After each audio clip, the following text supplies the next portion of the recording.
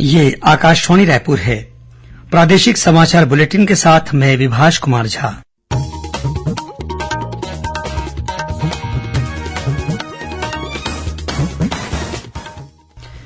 और अब पेश है आज के मुख्य समाचार।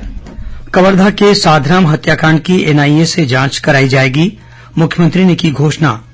प्रदेश के विभिन्न दफ्तरों में गैर शैक्षणिक कार्यों में संलग्न शिक्षकों को उनकी मूल पदस्थापना की शालाओं में भेजने के लिए स्कूल शिक्षा विभाग ने तत्काल कार्यमुक्त करने के दिए निर्देश।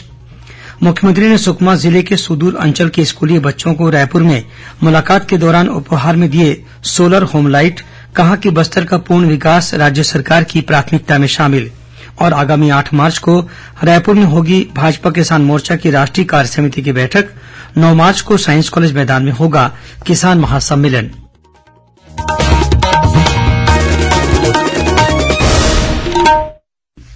और अब समाचार विस्तार से। मुख्यमंत्री विष्णुदेव साय ने कवर्धा के साधराम हत्याकांड की एनआईए से जांच कराने की घोषणा की है। श्री साय ने कहा कि कवर्धा में हुए इस हत्याकांड की जितनी भी निंदा की जाए वह कम है। उन्होंने मृतक साधराम के परिजनों से मुलाकात के दौरान उन्हें इस बात का भरोसा दिलाया कि इस घटना की उच्च स्तरीय जांच कराई जाएगी। श्री साय ने कहा कि मृतक के परिजनों को समुचित न्याय दिलाने के उद्देश्य से राज्य सरकार ने इस घटना की जांच एनआईए से कराने का फैसला किया है, ताकि घटना के दोषियों को कड़ी से कड़ी सजा मिल सके। प्रदेश के विभिन्न दफ्तरों में गैर शैक्षणिक कार्यों में संलग्न शिक्षकों को उनकी मूल पदस्थापना वाले स्कूलों में भेजने के लिए तत्काल कार्यमुक्त किए जाने के निर्देश जारी कर दिए गए हैं। स्कूल शिक्षा मंत्री बृजमोहन अग्रवाल ने जिला प्रशासन तथा जिला शिक्षा अधिकारियों से कहा है कि अपने क्षेत्र के शिक्षकों का संलग्नीकरण समाप्त करने का प्रमाण पत्र लोक शिक्षण संचालक के कार्यालय में 7 दिनों के भीतर अनिवार्य रूप से जमा किया जाए। श्री अग्रवाल ने कहा कि सभी शिक्षकों को तत्काल उनके मूल स्कूल में पदस्थ किया जाए, जिससे अध्यापन कार्य प्रभावित न हो। राज्य सरकार ने प्रदेश के सभी हायर सेकेंडरी और हाई स्कूलों में शाला प्रबंधन तथा विकास समितियों का नए सिरे से गठन करने के निर्देश जारी किए हैं। स्कूल शिक्षा मंत्री बृजमोहन अग्रवाल ने विभागीय अधिकारियों से कहा कि विभिन्न जिलों के प्रभारी मंत्रियों से अध्यक्ष मनोनीत कराने के बाद उनके द्वारा अनुमोदित नामों के आधार पर शाला प्रबंधन तथा विकास समिति के गठन की प्रक्रिया सुनिश्चित की जाए। मुख्यमंत्री विष्णुदेव साय ने सुकमा जिले के कोंटा क्षेत्र के सुदूर अंचल के स्कूली बच्चों को रायपुर में मुलाकात के दौरान सोलर होम लाइट उपहार में दिए। इसमें 200 वाट का एक सोलर पैनल लगाया गया है। इसमें लगाई गई बैटरी से एलईडी लाइट, पंखा, डीटीएच और मोबाइल चार्जर का इस्तेमाल किया जा सकता है। मुख्यमंत्री ने कहा कि बस्तर का पूर्ण विकास राज्य सरकार की प्राथमिकता में शामिल है। श्री साय ने कहा कि बस्तर के विकास के लिए नियत नेल्लानार यानी आपका अच्छा गांव योजना शुरू की गई है। उन्होंने कहा कि बस्तर क्षेत्र के विकास से ही हम विकसित छत्तीसगढ़ का निर्माण कर सकते हैं। इस अवसर पर मुख्यमंत्री और गृह मंत्री विजय शर्मा भी मौजूद थे। भारतीय जनता पार्टी किसान मोर्चा की राष्ट्रीय कार्य समिति की बैठक आगामी 8 मार्च को प्रदेश भाजपा कार्यालय में होगी। इसके अगले दिन 9 मार्च को राजधानी के साइंस कॉलेज मैदान में किसान महासम्मेलन का आयोजन किया जाएगा। किसान महासम्मेलन के परिप्रेक्ष्य में मोर्चा की सभी जिला इकाइयों की बैठक भी 8 मार्च को ही रखी गई है।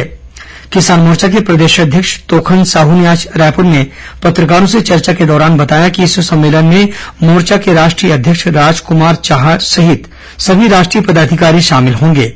उन्होंने बताया कि किसान महासम्मेलन में मुख्यमंत्री विष्णुदेव साय, मोर्चा के राष्ट्रीय अध्यक्ष राजकुमार चाहर समेत राष्ट्रीय पदाधिकारियों का संबोधन होगा। इस महासम्मेलन में प्रदेश के समस्त किसान भाइयों को आमंत्रित किया गया है। देशभर के करीब 500 लोकसभा क्षेत्रों में आम लोगों से सीधा संपर्क करने के लिए भारतीय जनता पार्टी ने विकसित भारत संकल्प सुझाव अभियान शुरू किया है। छत्तीसगढ़ में भी कल से यह अभियान शुरू हो गया है। मुख्यमंत्री विष्णुदेव साय ने प्रदेश भाजपा कार्यालय से पार्टी के प्रचार वाहन को झंडी दिखाकर इस अभियान की शुरूआत की। इस अवसर पर पार्टी के प्रदेश सह प्रभारी नितिन नवीन तथा प्रदेश भाजपा अध्यक्ष किरण सिंहदेव के अलावा उप मुख्यमंत्री अरुण साव और विजय शर्मा सहित पार्टी के विभिन्न पदाधिकारी और कार्यकर्ता उपस्थित थे। मुख्यमंत्री ने कार्यकर्ताओं से कहा कि प्रधानमंत्री नरेंद्र मोदी ने वर्ष 2047 तक भारत को विकसित राष्ट्र बनाने का लक्ष्य रखा है। इस मौके पर प्रदेश भाजपा अध्यक्ष किरण सिंहदेव ने कहा कि अभियान के दौरान देश की जनता से मिलने वाले सुझावों के आधार पर ही लोकसभा चुनाव के लिए पार्टी का संकल्प पत्र तैयार किया जाएगा। किरण सिंह देव ने बताया कि डिजिटल माध्यम से भी लोगों से सुझाव लिए जाएंगे। आगामी लोकसभा चुनाव के मद्देनजर छत्तीसगढ़ में भाजपा ने अपनी तैयारियां तेज कर दी हैं। इसी कड़ी में कल रायपुर स्थित प्रदेश भाजपा कार्यालय में पार्टी के विभिन्न मोर्चा और प्रकोष्ठ सहित अन्य इकाइयों के पदाधिकारियों की अहम बैठक हुई। बैठक में पार्टी के प्रदेश सह प्रभारी नितिन नबीन ने विभिन्न लोकसभा क्षेत्रों के लिए बूथ कमेटियों, मंडलों और शक्ति केन्द्रों के पदाधिकारियों को उनके दायित्वों के बारे में बताया। उन्होंने कहा कि हाल ही में हुए विधानसभा चुनाव में पार्टी को मिले स्पष्ट बहुमत से कार्यकर्ता उत्साहित हैं। बैठक में मुख्यमंत्री विष्णुदेव साय, पार्टी के प्रदेश अध्यक्ष किरण सिंह देव के अलावा उप मुख्यमंत्री अरूण साव और विजय शर्मा सहित सभी मोर्चों और प्रकोष्ठों के पदाधिकारी शामिल हुए। विभिन्न प्रकोष्ठों के पदाधिकारियों से चर्चा के बाद पार्टी के प्रदेश सह प्रभारी नितिन नबीन ने प्रदेश चुनाव समिति की बैठक ली। उन्होंने कार्यकर्ताओं से कहा कि अब की बार 400 पार का लक्ष्य लेकर उन्हें चुनावी मैदान में उतरना है। प्रधानमंत्री किसान सम्मान निधि योजना के तहत देशभर के 11 करोड़ से अधिक पात्र किसान हितग्राहियों को अब तक 3 लाख करोड़ रुपए का लाभ प्रदान किया जा चुका है।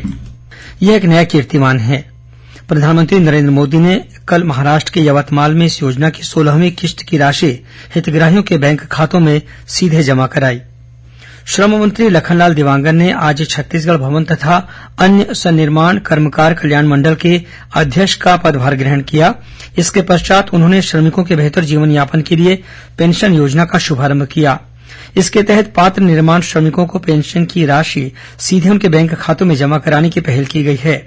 मंडल द्वारा संचालित मुख्यमंत्री निर्माण श्रमिक पेंशन सहायता योजना के तहत 60 वर्ष की आयु पूरी करने वाले निर्माण श्रमिकों को जीवन पर्यंत 1,500 रुपए हर महीने का पेंशन दिया जाएगा। पेंशनधारी श्रमिक की मृत्यु होने की परिस्थिति में उनके आश्रित को 750 रुपए का मासिक पेंशन दिए जाने का प्रावधान है। इसी तरह निर्माण श्रमिकों के बच्चों के लिए मुख्यमंत्री निःशुल्क कोचिंग सहायता योजना भी संचालित है। प्रधानमंत्री नरेंद्र मोदी ने देश के ख्याति प्राप्त जैन मुनि आचार्य विद्यासागर के ब्रह्मलीन होने के पश्चात डोंगरगढ़ स्थित चंद्रगिरी तीर्थ में उनके अनुयायियों को संवेदना पत्र प्रेषित किया है। इस पत्र में प्रधानमंत्री ने कहा है कि आचार्य विद्यासागर का संपूर्ण जीवन समाज सुधार के लिए समर्पित रहा। देश के जाने माने पुरातत्वविद और पद्मश्री से सम्मानित डॉक्टर अरूण कुमार शर्मा का कल रात निधन हो गया। वे 90 वर्ष के थे। मुख्यमंत्री विष्णुदेव साय ने डॉक्टर शर्मा के निधन पर गहरा दुख प्रकट किया है।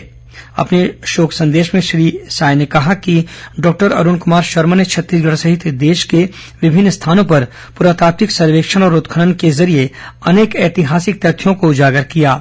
छत्तीसगढ़ में सिरपुर और राजिम में हुए उत्खनन में उनका महत्वपूर्ण योगदान रहा।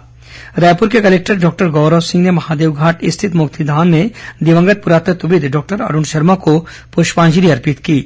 उन्होंने डॉक्टर शर्मा के परिजनों से मिलकर जिला प्रशासन की ओर से शोक संवेदना भी व्यक्त की। गौरतलब है कि नागपुर स्थित भारतीय पुरातत्व सर्वेक्षण ASI में तकनीकी सहायक के रूप में अपने करियर की शुरुआत करने वाले डॉक्टर अरूण कुमार शर्मा को अयोध्या में राम मंदिर जन्मभूमि स्थल की खुदाई के बाद न्यायालय में महत्वपूर्ण दस्तावेजों के साथ प्रमाण प्रस्तुत करने के लिए विशेष रूप से याद किया जाता है। पुरातत्व के क्षेत्र में उनके विशिष्ट योगदान के लिए उन्हें वर्ष 2017 में भारत सरकार ने पद्मश्री से सम्मानित किया था। अपनी उम्र के अंतिम समय तक वे पुरातत्व के क्षेत्र में सक्रिय रूप से कार्य करते रहे। प्रदेश की सड़कों पर घूमने वाले आवारा पशुओं के कारण हो रही दुर्घटनाओं के मुद्दे पर दायर जनहित याचिका के संबंध में मुख्य न्यायाधीश की खंडपीठ में गृह सचिव की ओर से कार्रवाई की रिपोर्ट प्रस्तुत नहीं किए जाने के कारण अदालत ने गृह सचिव को रिपोर्ट पेश करने के लिए 1 हफ्ते का समय दिया है। रायपुर स्थित राष्ट्रीय प्रौद्योगिकी संस्थान NIT ने केंद्रीय जल शक्ति मंत्रालय, centre for Ganga, Kanpur IIT और NIT राउरकेला के साथ महानदी बेसिन प्रबंधन अध्ययन केंद्र स्थापित करने के लिए एक समझौते पर हस्ताक्षर किए हैं।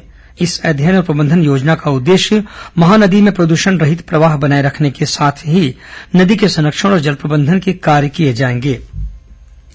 और कुछ खबरें संक्षेप में। राज्य शासन के विधि विभाग द्वारा छत्तीसगढ़ उच्च न्यायालय में शासन की ओर से पैरवी करने के लिए 79 पैनल अधिवक्ताओं की नियुक्ति की गई है। विभाग द्वारा नियुक्त इन पैनल अधिवक्ताओं का कार्यकाल 2 वर्ष का होगा। दंतेवाड़ा जिले में चलाए जा रहे नक्सल उन्मूलन अभियान तथा राज्य सरकार की पुनर्वास नीति से प्रभावित होकर 1 लाख रुपए के इनामी माओवादी ने पुलिस के समक्ष आत्मसमर्पण कर दिया। सरगुजा जिले के दरिमा स्थित अनुसूचित जनजाति बालक छात्रावास में 8वीं के एक छात्र की आत्महत्या के मामले में अधीक्षक को निलंबित कर दिया गया है। इस मामले में कलेक्टर ने एसडीएम द्वारा न्यायिक जांच के निर्देश दिए हैं। कवर्धा जिला पंचायत के सीईओ के सुरक्षा गार्ड ने आज अपनी राइफल से खुद को गोली मार ली। पुलिस घटना की जांच कर रही है और दुर्ग के जिला रोजगार केन्द्र में कल सुबह 10:30 बजे से रोजगार शिविर का आयोजन किया जाएगा। अंत में मुख्य समाचार एक बार फिर। कवर्धा के साधराम हत्याकांड की एनआईए से कराई जाएगी जांच, मुख्यमंत्री ने की घोषणा। प्रदेश के विभिन्न दफ्तरों में गैर शैक्षणिक कार्यों में संलग्न शिक्षकों को उनकी मूल पदस्थापना की शालाओं में भेजने के लिए स्कूल शिक्षा विभाग ने तत्काल कार्यमुक्त करने के दिए निर्देश। मुख्यमंत्री ने सुकमा जिले के सुदूर अंचल के स्कूली बच्चों को रायपुर में मुलाकात के दौरान उपहार में दिए सोलर होम लाइट। कहा कि बस्तर का पूर्ण विकास राज्य सरकार की प्राथमिकता में शामिल। और आगामी 8 मार्च को रायपुर में होगी भाजपा किसान मोर्चा की राष्ट्रीय कार्य समिति की बैठक। 9 मार्च को साइंस कॉलेज मैदान में होगा किसान महासम्मेलन। इसी के साथ प्रादेशिक समाचार बुलेटिन समाप्त हुआ। नमस्कार।